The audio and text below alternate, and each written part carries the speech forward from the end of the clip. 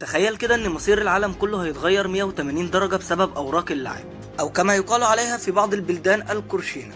بس دي مش اي اوراق لاعب عادية، لا دي اوراق سحرية. كل بطاقة فيها تحمل رقم معين بشكل معين زي ما احنا عارفين، وكذلك كل بطاقة فيها تحمل قدرة خاصة بيها. يعني في 52 بطاقة قادرة على تغيير مسار العالم. بس تفتكر ايه اللي ممكن يحصل لو البطاقات دي وقعت في الايدي الخاطئة؟ وايه هي القدرات الخاصة بهذه البطاقة؟ ده اللي هنعرفه في انمي النهاردة، فتابعونا. بس قبل ما نبدأ ما تنساش تصلي على الرسول صلى الله عليه وسلم، اللهم صل على محمد وعلى آله وصحبه أجمعين. وكمان اتأكد انك مشترك في القناة ومفعل زر الجرس علشان تتابع الملخصات الأسطورية اللي جاية. ويلا بينا نبدأ. بيبدأ الانمي بتاعنا بهجوم شامل على قلعة الملك، وبيطلع ان في مجموعة من اللصوص هدفهم سرقة البطاقات الرابحة، وبعد سقوط الكثير من الضحايا بيقدروا يهربوا أخيرا. ولكن تأتي الرياح بما لا تشتهي السفن. بتيجي زوبعة من الرياح وتبعثر تلك البطاقات في شتى أرجاء المدينة. في الوقت ده بيطلب الملك من ثيودور انه يرجع البطاقات دي في اسرع وقت ممكن، ده لان لو واحده منهم وقعت في ايدي الشخص الخاطئ مش عارفين ايه اللي ممكن يحصل. وطبعا ثيودور بيوافق. اما ده بقى فهو بطلنا فين، شاب فقير يتيم الاب والام، عايش في مكان زي ملجأ كده هو وشخص كمان ومجموعه من الاطفال.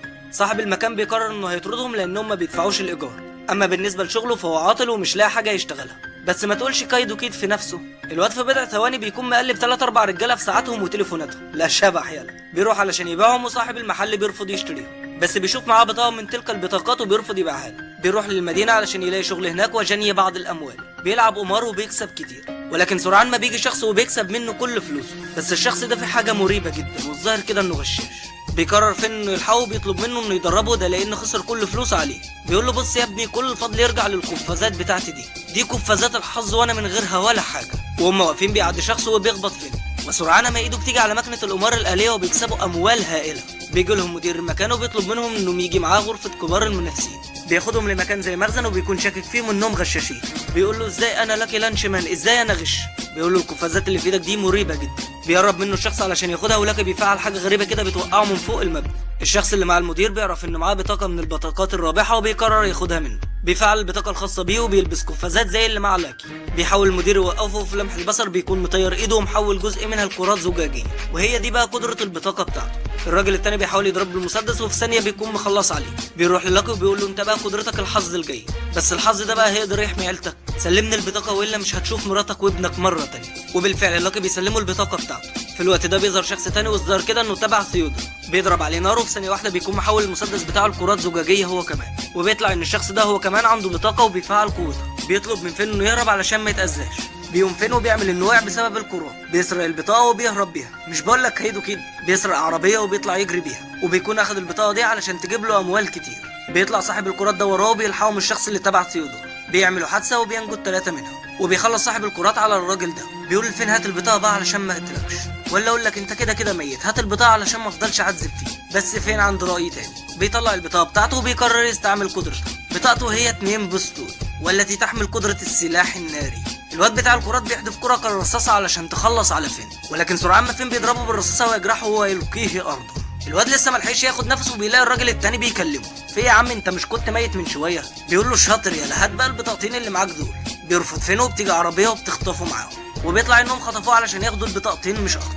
بيقدموا له الشاي دليل على حسن نيته، وبيطلع انهم عارفين عنه كل حاجه زي اسمه وتاريخ ميلاده والمكان اللي عاش فيه وطوله. بيجي له الشخص بتاع امبارح وبيقول له موضوع بطاقتك ده انساه خالص، ولا اقول لك امبارح ده تمحيه من حياتك خالص. بس تفتكر فين هيسكت له؟ لا والله. بيقوم علشان ياخد منه البطاقه وبيوجه المسدس في وش فين. في الوقت ده بيجي اتصال من ثيودور وبيطلب منهم انهم يضموا فين للمجموعه. ومن ناحيه تانيه بيكون في مجموعه من اللصوص الشرطه بتجري وراه، منهم بقى راجل ضخم كده جسمه زي الفولاذ، حتى الرصاص مش بيأثر فيه. نرجع لفين بقى، واللي بيبدأ الراجل ده يشرح له الوضع. بيقول له بقى دي هي بطاقات اللاعب اكس، في منها 52 بطاقه في الوقت الحالي. كل بطاقه تحمل قدره خاصه بيها، والبطاقه هي اللي تقدر تحدد الشخص اللي يستخدمها. كل لاعب يقدر انه يستخدم بطاقه واحده بس. البطاقات دي منتشره في جميع انحاء البلاد، واحنا خايفين حد يستخدم قوتها في اعمال الشر وتسبب فوضى عارمه.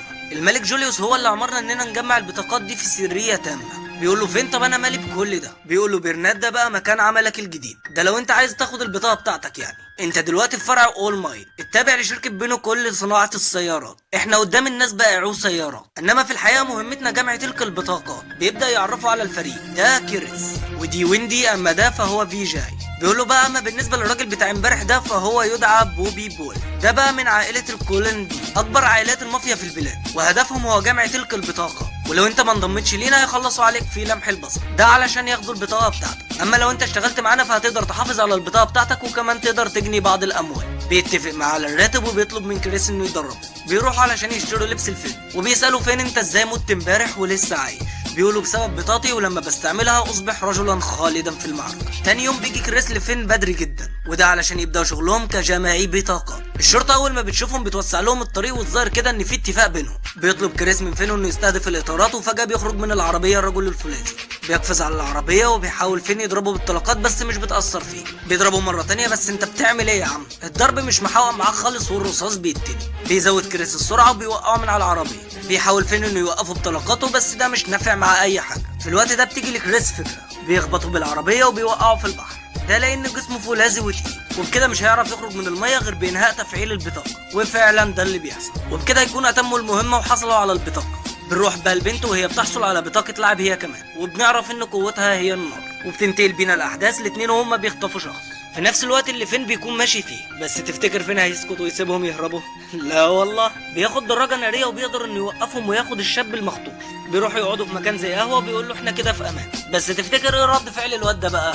يقول له اللي انت عملته ده غلط، انت ازاي تضرب نار في الشارع كده؟ هتعمل ايه بقى لو حد اتأذى؟ لعب دور البطل ده فكك منه علشان هيوقعك في مشاكل، خليك في حالك ومالكش دعوه بيه، انا اقدر احمي نفسي لوحدي. في الوقت ده بيجي لهم الاثنين اللي كانوا خاطفينه من شويه، بيفضلوا يتخانقوا وبتيجي الشرطه بتاخد الكل بما فيهم فين والواد اللي كان معاه هو كمان. بيقول له مش قلت لك لعب دور البطل هيوقعك في مشاكل؟ المهم بيخرج فين والواد التاني ده من قسم الشرطه دون اي اعتراضهم احد. اما بالنسبه للشخصين التانيين فبيفضلوا في مركز الشرطه، ومن حيث لا تدري بتظهر البنت اللي حصلت على قوه النار من شويه وبتنقذهم، وبيطلعوا انهم اخواتها. بياخدوا بعضهم وبيروحوا للواد ده اللي بيكون مع فين في القطار، بيخطفوهم الاثنين وبياخدوهم لمخبأهم السري. بيقدر فين انه يفك نفسه وبيوقع على الولدين مجموعه من الحديد باستعمال قوته. بتتعصب البنت جدا وبتفضل تهاجمه بكرات النار. في الوقت ده بيظهر كريس اخيرا وهو معاه شنطه فيها $1,000,000، وبيطلع ان الواد اللي مع فين ده هو عضو في البطاقه الرابحه هو كمان واسمه ليو. اما بالنسبه لقدرته فهي قدره غريبه شويه، بيقدر انه يحول المال لحاجه بنفس القيمه، يعني مثلا $1,000,000 حولهم لRPG بيخلص بيه على البنت وبيحصلوا على البطاقه. بيروحوا للفرع والمفاجاه بيطلع ان ليو هو مدير فرع اول مايت، ده كمان ليو هو ابن ثيودور. مين كان يتوقع ده؟ المهم نروح بقى لماضي ويندي اللي بتحلم بيه، وبنعرف ان ابوها كان من اعظم الساموراي، بس الظاهر كده ان البطاقه بتاعتها مسيطره عليها حبتين. بتصحى من النوم متاخره واليوم مش ظابط معاها خالص، بتتكعبل وهي ماشيه والباص بيفوتها والدنيا اخر بوظان معاها. نروح بقى لفين اللي بيكون شاطر جدا في البيع وخاطف الاضواء من كريس. بيروحوا للحانه علشان يشربوا ويندي مش راحمه نفسها من الشرب. اما بالنسبه لكريس فبيجي متاخر كالعاده، بيقعدوا يتكلموا عن الشغل واتباع القواعد. اما بالنسبه للمحظورات فكريس بيقول لفين ويندي ما تسحبش سيفها مهما حصل. بيقوم ليو وفيجاي وبيمشوا من الحانه، ده لان ويندي سكرت وعلى فين وكريس انهم يروحوها. وهنا كريس بيقول له على تاني محظور، وان ويندي ما تشربش اكتر من 3 كؤوس. تاني يوم بتصحى ويندي من النوم وكل حاجه تمام، بتوصل الشغل في ميعادها وده على عكس عادتها. بتسال على فين وكريس لانهم مش موجودين، وبيكون فين مع زبون في اختبار قياده وكريس الرئيس اتصل عليه. في الوقت ده بيجي لهم اتصال مفاجئ وبيكون من كريس لان في مجموعه من اللصوص محتجزين رهائن بما فيهم كريس اللي بيطلب من شخص انه يفك ايده علشان يقدر يروح الحمام، ودي كانت خطه علشان يشتت انتباهه ويضربه. في الوقت ده بيحاول 2 الهرب وبيتم اطلاق النار عليهم، ولكن كريس بيتصدى لجميع الرصاصه. بيقع التليفون وبيقول لهم على المكان والعنوان بالتفصيل. فيجاي بيقول له تمام انا جاي. بتعترض ويندي وبتقول له انا كمان جايه معاك. بيقول لها بس الاداره عاوزاكي على اتم الاستعداد للمهام الصعبه. بتقول له انا عارفه ان الاداره بتبعدني انا ولوف عن المهام العاديه، بس هطمنك انا النهارده بخير وعلى اتم استعداد لاي حاجه. انت مش ملاحظ اني جيت في ميعادي النهارده ولا ايه؟ المهم بتروح معاه. في الوقت ده بيكون فين مع الزبون في اختبار القياده، وبيشوف كريس وهو بيطارد المجموعه دي. في الوقت ده بيطلب من الراجل انه يروح الحمام، ده طبعا علشان يساعد كريس وبقيه الفريق لان شغله في البطاقه الرابحه اهم من شغله كبائع السيارات. بنروح للصوص اللي بيوقفهم فيجاي بقوه النبات. والله وشفنا قدرتك اخيرا يا عم فيجاي. بينزلوا اللصوص من العربيه وبيكون معاهم شخص رهينه، بتستعمل ويندي قوتها وبتقدر تخلص على اللصوص دي. لكن لحظه، واحد من اللصوص دي الخوذه بتاعته بتنكسر وبيطلع هو نفس الشخص الرهينه. ويندي بتبص على فيجاي وبتلاقيه مطعون في ظهره من ذلك الشخص.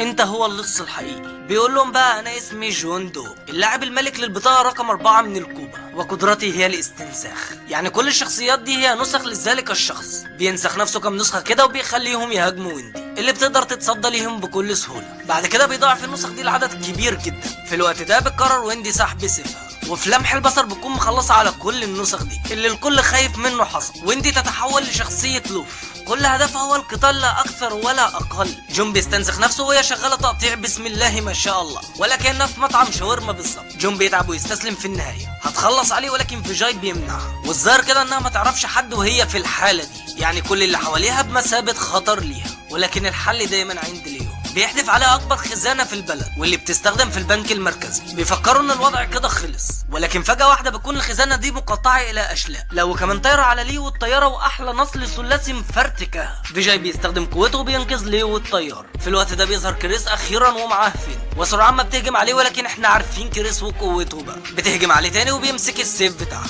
بيقول لها اسمحي لي اقدم لك العضو الجديد يا لوف.